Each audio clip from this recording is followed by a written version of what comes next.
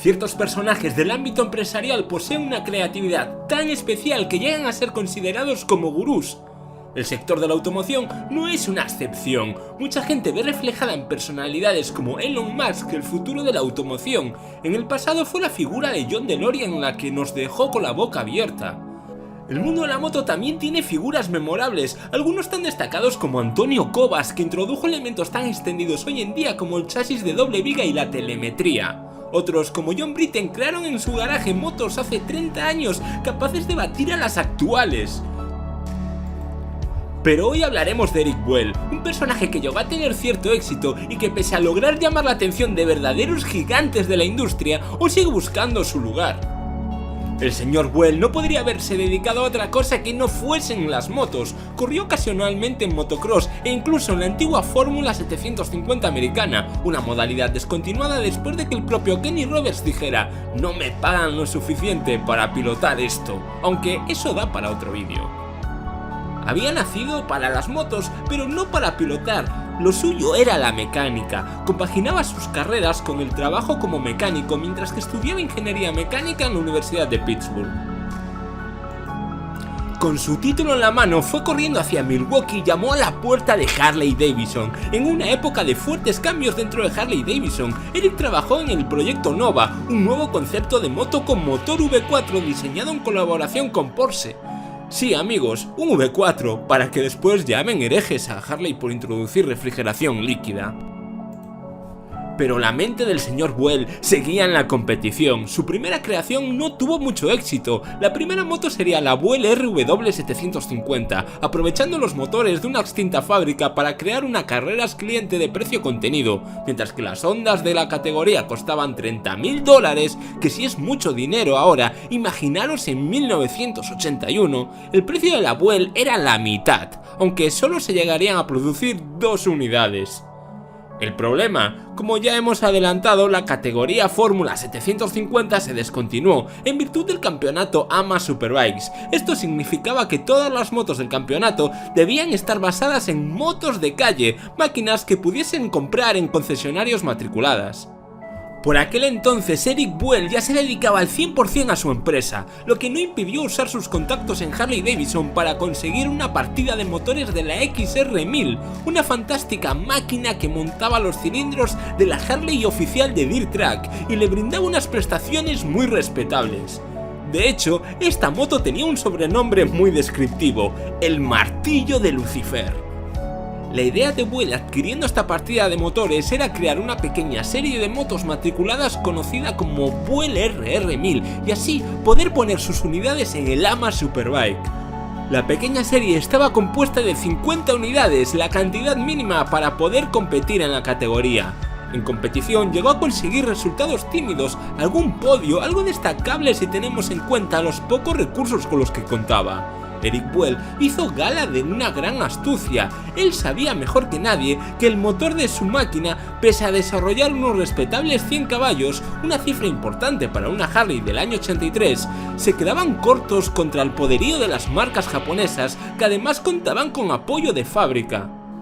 Su estrategia era resaltar las virtudes de la moto que no dependían de su propulsor. Así diseñó y soldó con sus propias manos un chasis tubular inspirado en los chasis Trellis de Ducati, que proporcionaba gran rigidez sin transmitir excesivas vibraciones a sus pilotos, mejorando así su paso por curva. Por otra parte, mejoraba las carencias de su propulsor con su aerodinámica, un estudiado carenado integral que llegaba a cubrir completamente la moto e incluso la mitad de las ruedas. La fama de sus creaciones fue creciendo hasta el punto de fabricar una serie de RR1200 que era prácticamente la misma moto pero con motor de Sportster. De estas se llegaron a fabricar 65 unidades hasta 1989. Este éxito hizo que se adaptase el concepto de motor Harley sobre chasis tubular y cuidadas soluciones técnicas a diversas motos de calle. La primera fue la RS1200, un Sport Turismo con un curioso sistema de colín retráctil que pasaba de monoplaza a respaldo. Lo cierto es que no era una moto precisamente bonita. Para lo largo de los 90, Buell fue definiendo su identidad con motos como la S2 Firebolt. Con la entrada de capital de la propia Harley Davidson se perfilaron motos con calidades y fabricación cercana a la de las grandes marcas, pero haciendo gala de unas soluciones técnicas que son cuanto menos originales y cuya creatividad marcaría el transcurso de la marca para siempre. Un ejemplo es el amortiguador justo debajo del motor, que funciona por tracción, no por compresión. Años después fue presentado el modelo que significaba un punto de inflexión. A finales de 1998 llegaba la X1 Lighting, una curiosa naked destinada a batir motos como la Triumph Speed Triple o la Ducati Monster. Con la X1 llegó la madurez de Buell como marca y el mercado comenzó a tomar en serio al señor Buell. Las motos de Buell despertaron la atención del gran público, veían en sus motos una manera de disfrutar de las sensaciones de un motor Harley Davidson a la vez que podían divertirse en las curvas. Por otra parte, Harley Davidson se encontraba atrapada. Históricamente es reconocida por sus motos cruiser. El deseo de abrirse a otros segmentos estaba ahí, pero no lo querían hacerlo a costa de perder su identidad. Su estrategia fue grandiosa, dejar de ser inversora de Buell para convertirla en su subsidiaria. De esta manera podrían emprender los proyectos más arriesgados sin devaluar la imagen de marca. Este fue el momento en el que todo cambió. A partir de 2003, Buell se convertiría en un brazo más de la firma de Milwaukee, pudiendo hacer uso de todos los recursos que el gigante americano tenía a su disposición. Y si pensabas que lo que habías visto hasta ahora era especial, prepárate, porque la nueva gama Buell dispararía la imaginación de sus diseñadores, presentando patentes muy interesantes. Esta gama estaba basada principalmente en dos modelos, la Lightning y la Firebolt. La primera de ellas era la sucesora espiritual de la X1, una Street Fighter emocionante y juguetona disponible en dos motorizaciones, la XB9 con motor de la Harley Sportster 883 y la XB12 con motor de la Sportster 1200. Lo único que compartía con motocicletas anteriores era su motor Harley Davidson, por lo que se refiere al resto eran soluciones completamente nuevas en la industria. Compartiendo la misma base pero con un planteamiento más prestacional tenemos a la Buell XB12R, que surgía como una alternativa a las superbikes dominantes para usuarios que anteponen el par motor a la potencia final, aunque no iba falta de esto tampoco, sus 95 caballos eran destacables en un motor de origen Harley Davidson. Pero ahora que ya conocemos su historia y qué máquinas componían su gama, veamos los elementos que hacen a estas motos tan especiales. Lo primero que llama la atención es el tamaño de su chasis doble viga. El aspecto es masivo, más aún si lo comparamos con su minúsculo depósito de gasolina. Esto es porque ese depósito de gasolina es falso, el carburante está alejado en el interior de su chasis. De esta manera se desplaza su masa propiciando un centro de gravedad más bajo. Con el basculante ocurre algo parecido, la obsesión de Buell por el reparto de pesos convirtiendo elementos dinámicos en elementos contenedores dotándolo de un doble propósito convierte el basculante en cárter alojando el lubricante. Además de por esto, el tercer elemento que convierte a las Buell en únicas son sus discos de freno perimetrales atornillados directamente al borde de la propia llanta. Aunque estos elementos son los más distintivos, las creaciones de Buell estaban llenas de detalles, empezando por su curiosa gama de colores, incluyendo elementos en plástico translúcido, mientras que su original estructura permitía una curiosa distribución de sus elementos mecánicos. Por ejemplo, al carecer de cárter bajo el motor, la línea completa de escape se sitúa bajo el propulsor, mejorando aún más su obsesivo reparto de pesos. Pronto crecería la familia. A la gama Buell se le añadiría la XB12X Ulysses, una fantástica trail doble propósito que compartía la misma base que sus hermanas deportivas y el propulsor Harley Davidson que la caracterizaba, pero con una orientación más rutera. Una compañera de aventuras única, muy bien adaptada a su uso con equipaje. El sueño de Eric Buell se había materializado, su marca gozaba de gran éxito, miles de unidades se exportaban alrededor del mundo y no era extraño verlas en España, un hito para unas motos que nacieron como un producto de nicho en el mercado americano. Pero todo se truncó en la siguiente generación. En 2007 llegaría la 1125R, una nueva generación de deportiva que mantendría las soluciones técnicas que hicieron famosas las creaciones de Buell, pero cambiaría en su elemento más importante, su propulsor. Otras bicilíndricas deportivas como la Ducati 1098 superaban los 160 caballos de potencia, y aunque un motor Harley Davidson es siempre agradable de conducir, las comparaciones son odiosas. Por ello, encargarían a Rotax el desarrollo de un nuevo bicilíndrico más indicado para una moto como esta.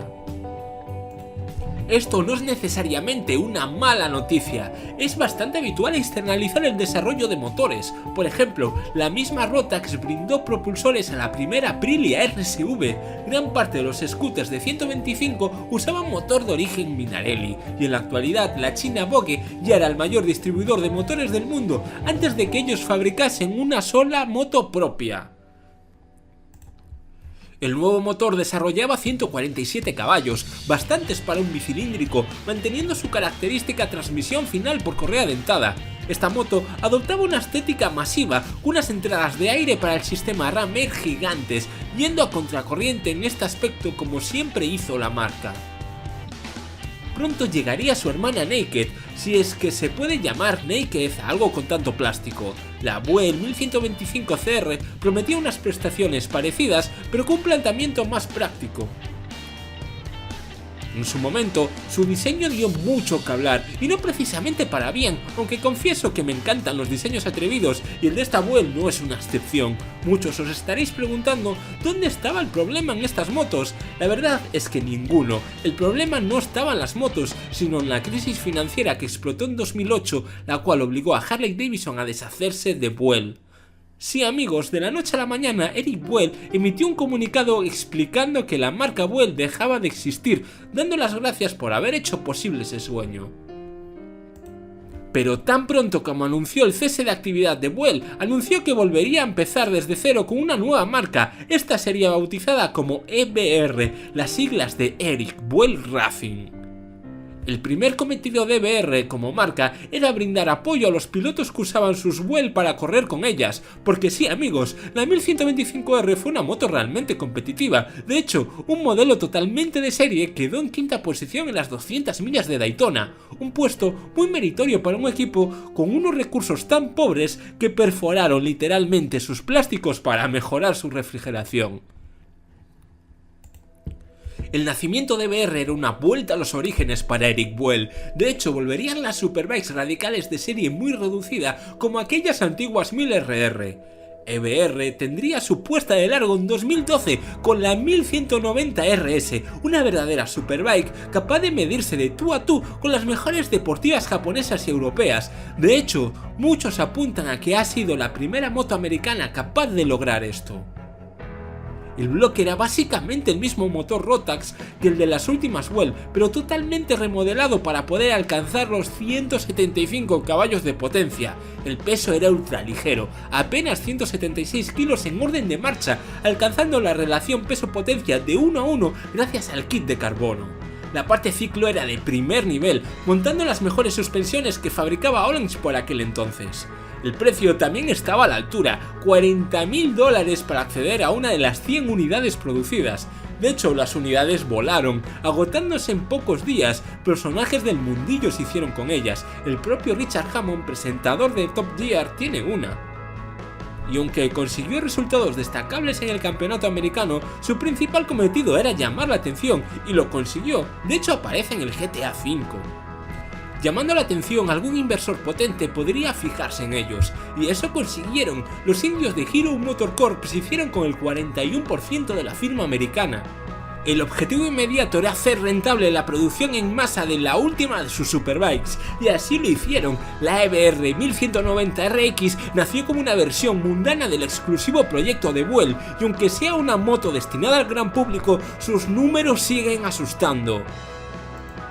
Estamos hablando de una moto capaz de desarrollar 185 caballos y que tenía en el punto de mira las Ducati Panigale. De hecho, quien la ha probado afirma que la EBR le gana en bajo régimen, algo meritorio para una moto de $19.000 proveniente de una fábrica con escasos recursos. Esto es debido a que su motor es capaz de desarrollar un par de 138 Nm a 8.300 revoluciones por minuto. Con un par tan bestial, pocos echan de menos el motor de Harley Davidson. Meses después, bien entrado en 2014, se presentaba la 1190 SX, lo habéis adivinado, su versión Naked. Esta moto era de obligada producción, os imagináis toda esa potencia y ese par manejados desde el manillar ancho sobre un conjunto estrecho. Un verdadero parque de atracciones sobre dos ruedas. Mientras tanto, la Superbike americana llegó a humillar en el campeonato AMA a más de una montura japonesa. El optimismo estaba sobre las nubes, lo que les decidió a dar el paso al Mundial de Superbikes. La 1190 RX se convertía así en la primera moto americana en competir y puntuar en el World Superbike. Pero esto, amigos, son palabras mayores. Estamos hablando de un campeonato en el que un piloto top puede cobrar el presupuesto entero de EBR.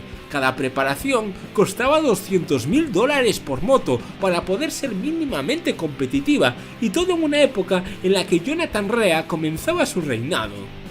De todos modos, en 2015 llegaron a disponer de los servicios de Nicolo Canepa, uno de mis pilotos favoritos gracias a sus actuaciones en el Mundial de Resistencia, pero el daño ya estaba hecho. Meses después, EBR se declaraba en bancarrota. Se podría decir que Eric Buell es mucho mejor ingeniero que hombre de negocios. Cuando en 2015 se presentaron los resultados, se destaparon unos pasivos de 20 millones, presentando la bancarrota y el cese inmediato de toda actividad. A partir de ahí la historia se vuelve de lo más pintoresca. Inversores de menor importancia han resucitado la empresa hasta en 3 ocasiones que yo haya contado, convirtiéndola literalmente en una empresa zombie. De hecho, es técnicamente posible comprar una BR a día de hoy si es que tienes el capricho. Al parecer, ensamblan bajo encargo motos procedentes del stock de recambios. De todos modos, Eric Buell ha dejado de interesarse por las Superbikes para embarcarse en una nueva aventura bautizada como Fuel y que tiene como objetivo hacerse un hueco entre las motos eléctricas polivalentes. Lo cierto es que creaciones como la Fuel Flow se mantienen en la vanguardia en el segmento, propiciando una máquina cómoda, eficaz, con 50 litros de capacidad de carga y prestaciones deportivas, acelerando de 0 a 100 en 2,9 segundos. Es capaz de comerse alguna Superbike, gozando de una generosa autonomía de 200 kilómetros para un precio dentro de lo que cabe esperar, 11.000 euros. ¿Y tú, conocías la aventura de Eric Buell? ¿Cuál de sus creaciones es tu favorita? Me encantaría que dejaras tu opinión en la caja de comentarios. No olvides darle like y suscribirte si te ha gustado el vídeo, eso me motiva mucho a seguir. Por hoy me despido hasta mi próximo vídeo. ¡Adiós!